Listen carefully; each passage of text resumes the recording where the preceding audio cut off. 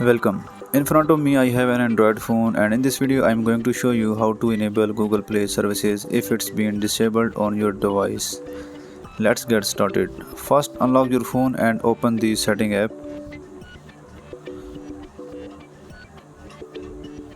Now scroll down and tap on apps or called app management depending on your phone.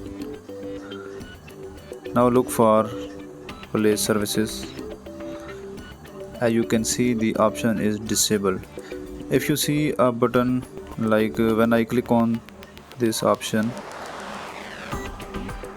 if you see a button that says enable, that means it's currently disabled. Just tap on enable and you are done. But if you don't see the enable button, that means it's already active and working in the background.